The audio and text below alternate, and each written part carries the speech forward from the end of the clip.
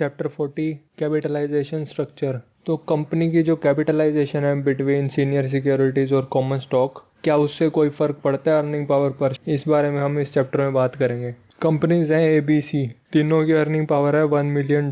तीनों companies identical हैं हर aspect में, सिर्फ कैपिटलाइजेशन स्ट्रक्चर को छोड़ के। कंपनी ए के पास 100,000 शेयर्स हैं कॉमन स्टॉक के, कंपनी बी के पास 6 मिलियन के बॉन्ड्स हैं 4% इंटरेस्ट वाले और 100,000 कॉमन स्टॉक है, और कंपनी सी के पास $12 मिलियन के बॉन्ड्स हैं 4% इंटरेस्ट रेट पे और 100,000 कॉमन स्टॉक है। तो एज्यूम करते हैं कि बॉन्ड्स की वर्थ एट पार है और कॉमन स्टॉक की वर्थ है 12 टाइम्स पर शेयर अर्निंग्स। तो कंपनी ए, कंपनी बी, कंपनी सी की पहले तो हमें अर्निंग्स निकालनी पड़ेगी कॉमन स्टॉक होल्डर के लिए कितनी है। कंपनी ए की तो 1 मिलियन ही है क्योंकि उसके पास कोई बॉन्ड नहीं है।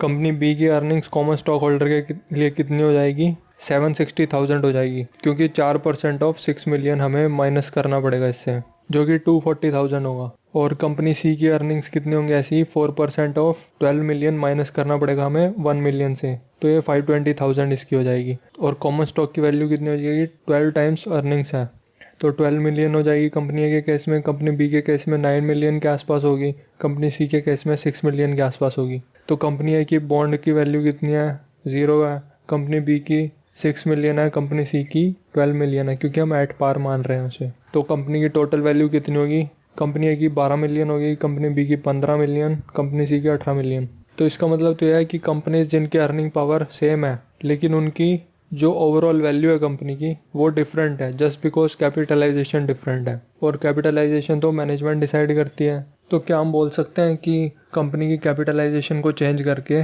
मतलब सीनियर सिक्योरिटीज और कॉमन स्टॉक की परसेंटेज को चेंज करके, हम total value of the firm को भी चेंज कर सकते हैं। तो यही एग्जांपल कंटिन्यू करते हैं। कंपनी बी को एनालाइज करते हैं पहले। इसके बॉन्ड्स एट पार सेल कर सकते हैं क्योंकि इंटरेस्ट कवरेज रेशियो 4 टाइम्स है। फंडेड डेट की प्रेजेंस है कॉमन स्टॉक से पहले, तो इसका मतलब ये नहीं है कि इसकी कॉमन स्टॉक 12 टाइम्स अर्निंग पे सेल नहीं करेगी, तो वो भी पॉसिबल है।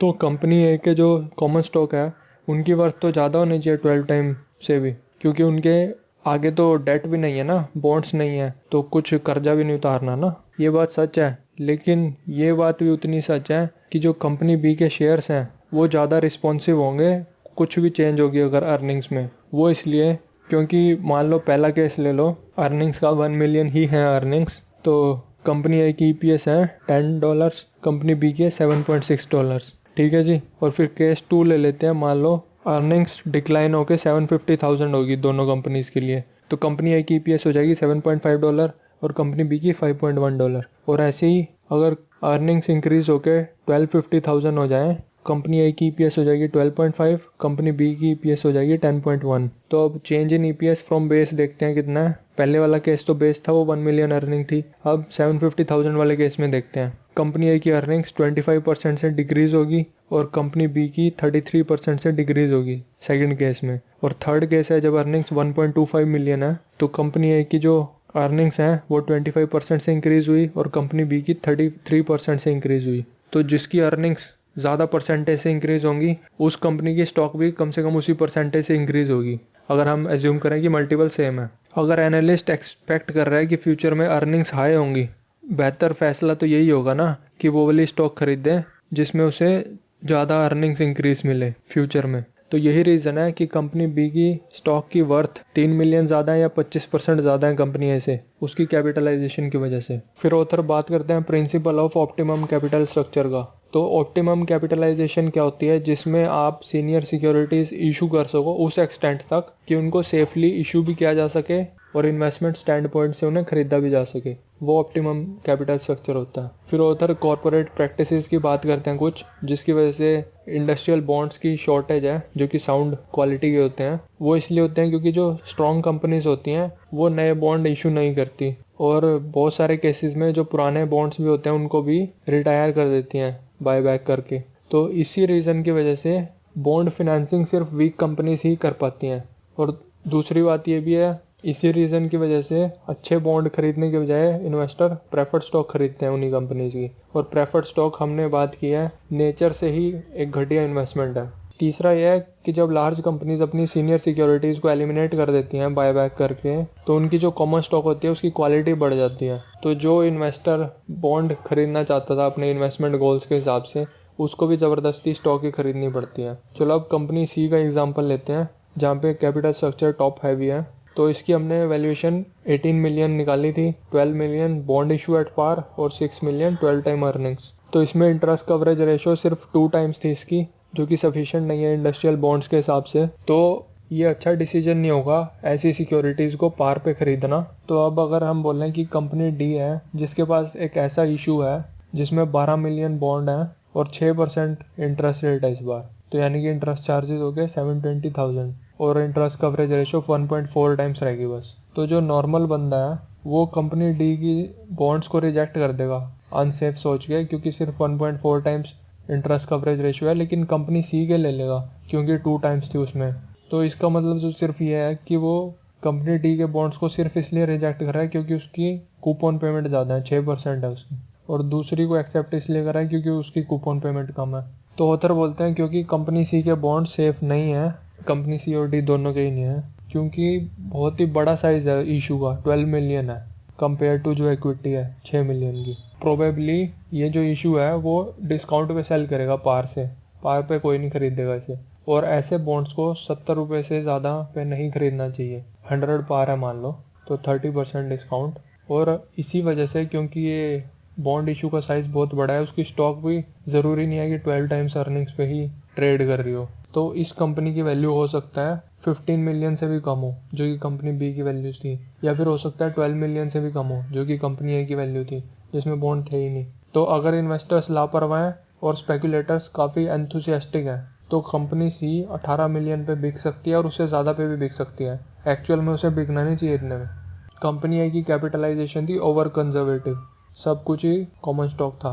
कंपनी सी की है स्पेकुलेटिव कैपिटलाइजेशन, कंपनी बी की है सूटेबल या appropriate capitalisation. Factor of leverage in speculative capital structure, company C में स्पेकुलेटिव कैपिटल स्ट्रक्चर था। तो अगर 25% इंक्रीज हो जाए अर्निंग्स कंपनी सी की फ्रॉम 1 मिलियन टू 1.25 मिलियन, तो इसका मतलब उसकी ईपीएस 50% से इंक्रीज होगी। तो यानी कि कॉमन स्टॉक भी कम से कम 50% बढ़नी चाहिए अगर मल्टीपल सेम है। तो इसी रीज़न की वजह से ये कंपनीज जो स्पेकुलेटिवली कैपिटलाइज होती हैं, इनकी स्टॉक्स हाई वैल्यू पे सेल होती हैं गुड टाइम्स में और गुड मार्केट्स में, लेकिन बुरे टाइम में फिर पनिश भी बहुत ज़्यादा यही स्टॉक्स होते हैं।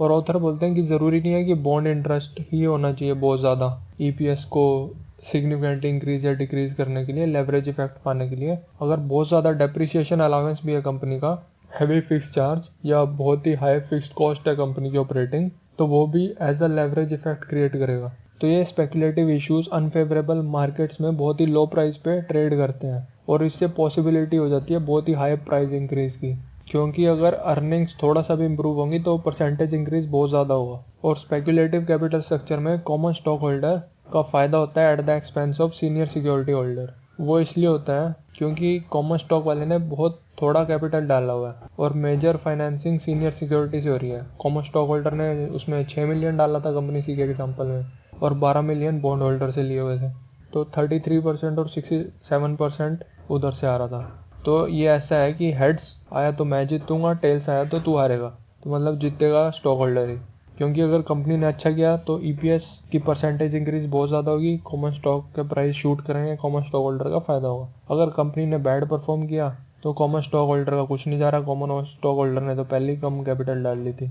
नुकसान होगा सीनियर सिक्योरिटी होल्डर का क्योंकि ज़्यादा पैसा उन्होंने डाला है धंधे में। ऑथर बोलते हैं ये स्पेकुलेटिवली कैपिटलाइज जो कॉमन स्टॉक्स होती हैं इनको नॉर्मल या जनरल मार्केट कंडीशंस में ही कंसीडर करना चाहिए खरीदने के लिए, इन्फ्लेटेड डिफ्लेटेड वाले टाइम पे नहीं करना चाहिए। और एज्यूम कर रहे हैं कि अगर आप अच्छी खासी डाइवर्सिफिकेशन कर रहे हैं इनमें और आप अच्छी जजमेंट यूज़ कर रहे हैं इनको सेलेक्ट करने के लिए, सिर्फ वही इशू सेलेक्ट करेंगे जिनके अच्छे प्रोस्पेक्ट्स हैं, तो in the long run speculator को फ़ायदा होगा ये स्ट्रैटेजी फॉलो करके। और हमें पार्शियलिटी उन कंपनीज की तरफ रखनी चाहिए जिनकी जो सीनियर कैपिटल है वो प्रेफर्ड स्टॉक की फॉर्म में है बॉन्ड्स की बजाय, क्योंकि बॉन्ड्स का पहला हक होता है वो कंपनी को इंसॉल्वेंट कर सकते हैं, रिसीवरशिप में ले जा सकते हैं, लेकिन प्रेफर्ड स्टॉक के केस में उनके डिविडेंड सस्पेंड होंगे बुरे टाइम में, कोई कोर्ट में नहीं जा रहा। तो ये हम प्रेफर्ड स्टॉक होल्डर के एक्सपेंस पे अपना खुद का फ़ायदा देख रहे हैं। और फिर ऑथर बोलते हैं कि हमें ये नहीं भूलना चाहिए पूरा amount of prospective gain capture करना कितना मुश्किल काम है, क्योंकि ऑथर एग्जांपल देते हैं मोहक रबर कंपनी का, जिसमें अगर आपने समझदारी से परचेज की होती $15 पर शेयर पे, तो इन्वेस्टर को $100 पे लगता कि अब इसकी स्पेकुलेटिव कैरेक्टरिस्टिक पूरे हो चुके हैं और मुझे बेच देनी चाहिए, जबकि स्टॉक $250 पे गया था। तो पूरा 15 से 250 तक का गेन रियलाइज करना बॉटम से टॉप तक बहुत ही मुश्किल है। तो ये कोई बात नहीं, पूरा तो कोई भी रियलाइज नहीं कर सकता, भगवान कोई नहीं है कि पूरा टाइम कर दे किसी भी स्टॉक के प्राइस को या मार्केट को। तो जैसे ही अच्छा खासा प्रॉफिट आ जाता है स्टॉक होल्डर के पास, स्टॉक होल्डर एक दुविधा में पड़ जाता है, क्योंकि अगर वो एक्स्ट्रा प्रॉफिट के लिए होल्ड करने का डिसाइड करता है तो जो प्रॉफिट उसे ऑलरेडी हो चुका है वो उसे भी रिस्क कर रहा है।